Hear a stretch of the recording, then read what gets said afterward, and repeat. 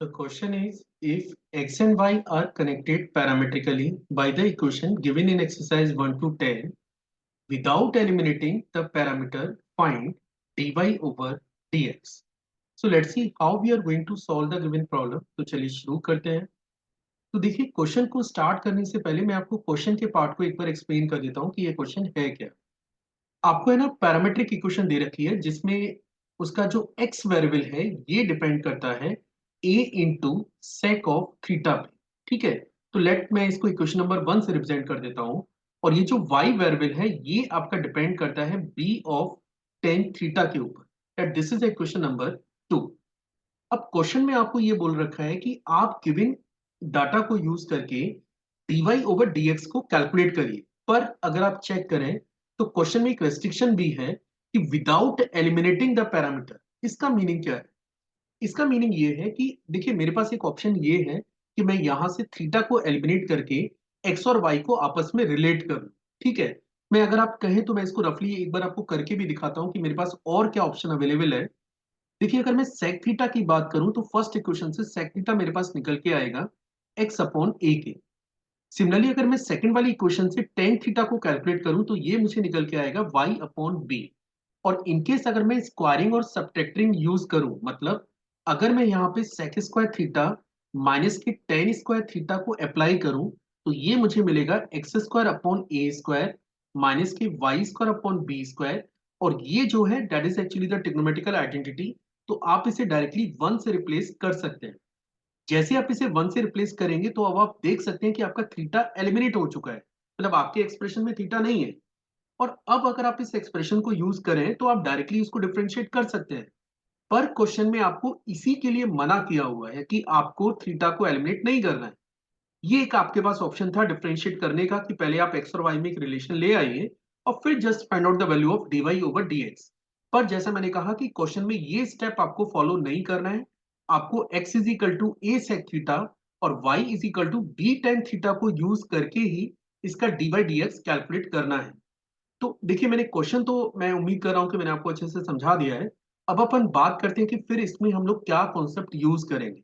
तो कॉन्सेप्ट इसमें यह है कि मान के चलिए y आपके पास एक फंक्शन है जो कि थीटा पे डिपेंड करता है। y आपके पास कोई एक वेरिएबल है जो कि थीटा पे डिपेंड करता है, तो मैं इसको t के प्लेस पे थीटा कंसीडर कर लेता हूँ। x एक अनदर वेरिएबल है, वो भी एक थीटा पे डिपेंडेंट है, ये भी थीटा पे डिपेंडेंट है।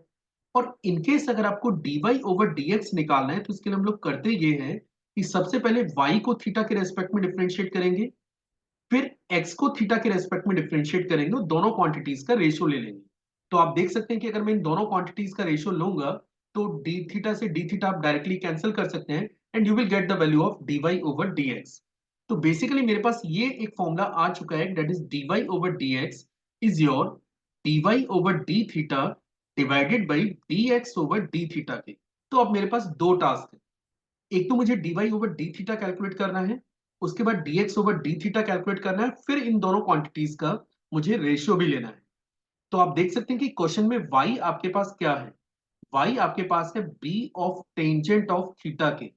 यहां पे अगर मैं इसको थीटा के रेस्पेक्ट में डिफरेंशिएट करता हूं तो आप देख सकते हैं कि b तो कांस्टेंट है और टेन थीटा का डेरिवेटिव होता है sec स्क्वायर थीटा। इसको आप चाहे तो इक्वेशन नंबर, चलिए इसको मैं a से रिप्रेजेंट कर देता हूं, late this is the equation number a। अब बात करते हैं x की। अगर आप x को चेक करें तो x आपको क्वेश्चन में दे रखा है a sec थीटा के। इनकेस अगर मैं इसको डिफरेंशिएट करता हूं तो dx ओवर d थीटा आपको मिलेगा a इंटू, और sec थीटा का डेरिवेटिव होता है sec theta into tangent of theta. और let this is the equation number b। तो जैसे मैंने अभी आपको बताया था कि इनकेस अगर आपको dy ओवर dx कैलकुलेट करना है तो फिर आपको dy ओवर d थीटा को डिवाइड करना होगा dx ओवर d थीटा से। dy ओवर d थीटा की बात करें तो ये डाटा आपके पास है b into sec square theta के। और dx ओवर d थीटा की बात करें तो ये डाटा आपके पास है a sec theta into tangent of theta के। अब आप चाहें तो इसको थोड़ा और फर्दर सिंप्लीफाई कर सकते हैं, तो ये बनेगा b अपॉन a। सबसे पहले आप चेक करिए कि सेक थीटा से सेक थीटा कैंसिल हो रहा है। न्यूमेटर में आपके पास एक सेक सेक थीटा है जिसको आप वन अपॉन कॉस थीटा लिख सकते हैं, और डिनोमिनेटर में आपके पास टेन थीटा है जिसको आप sine theta over cos theta लिख सकते हैं। और जैसे आप इसे फर्दर सिंप्लीफाई करेंगे ये डाटा आपको नजर आएगा b अपॉन a। और 1/sin थीटा कन्वर्ट हो जाता है कोसेक ऑफ थीटा में। तो finally dy over dx this is equal to b upon a cosec of theta।